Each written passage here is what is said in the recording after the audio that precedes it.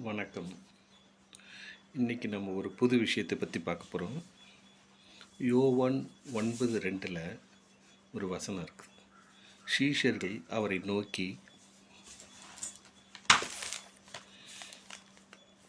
ரபி, இவன் குருடனாய் பிறந்தது யார் செய்த பாவம்? இவன் செய்த பாவமோ இவனை பெற்றவர்கள் செய்த பாவமோ என்று கேட்டார்கள். இந்த வசனத்திலேருந்து நாம் என்ன தெரிஞ்சுக்கிறோன்னா, நிறைய விஷயங்கள் தெரிஞ்சுக்கலாம். நம்மளுடைய பூர்வ ஜென்ம பாவங்கள், அதே மாதிரி விதி, கர்மா, இது எல்லாத்தையும் இந்த வசனம் ஒன்றுமே இல்லாமல் பண்ணிடுச்சு. எப்படின்னா, அதுக்கு இந்த வசனத்துக்கு கீழே அவர் பதில் சொல்லுவார், இவன் செய்த பாவமும் அல்ல, இவனுடைய பெற்றோர்கள் செய்த பாவமும் அல்ல, இது கடவுளின் கிரியையை வெளிப்படுத்துவதற்காக இப்படி நடந்தது அப்படின்னு சொல்லுவார்.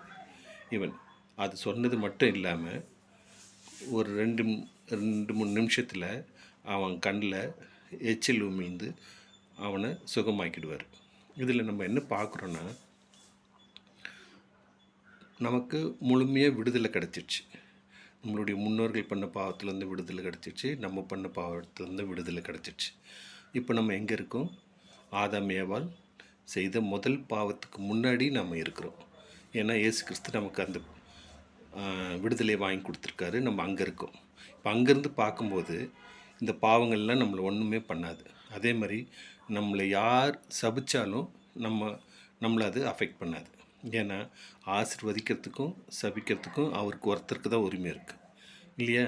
அதனால் யாருடைய சபிச்சலுக்கும் நம்ம ஆளாக வேண்டாம். சரி, ஆசீர்வதிக்கலாமா? ஆசீர்வதிக்கலாம். அது யாருக்காகனா, நமக்கு சமாதானம் கிடைக்கிறதுக்காக மற்றவங்கள ஆசீர்வதிக்கலாம். நம்ம மற்றவங்கள மன்னிக்கிறது கூட நமக்கு சமாதானம் கிடைக்கிறதுக்காக தான். ஆகவே நாம் ஜென்ம பலன் அந்த மாதிரி இதெல்லாம் நினச்சிக்க வேண்டாம். இந்த இடத்துல ரொம்ப ரொம்ப கிளியராக இருக்குது. யாருடைய பாவமும் அல்ல, அது கடவுளுடைய கிரியையை அந்த இடத்துல காமிக்கிறதுக்காக இருக்குது. இது மாதிரி நிறைய இடத்துல அவர் அப்படி சொல்லியிருக்காரு. என்னுடைய கிரியை மகிமைப்படும்படி செய்யணும் அது மாதிரிலாம் சொல்லியிருக்கார். அதனால் நாம் எதை பற்றியும் கவலைப்படாமல் சமாதானமாக இருந்தாலே நாம் அவரோட கிறிஸ்துவ மதத்தில் இல்லை, கிறிஸ்துவுக்குள்ளே நம்ம சந்தோஷமாக இருக்கலாம். மீண்டும் அடுத்த டாப்பிக்கில் உங்களை எல்லோரும் சந்திக்கிறேன். வணக்கம்.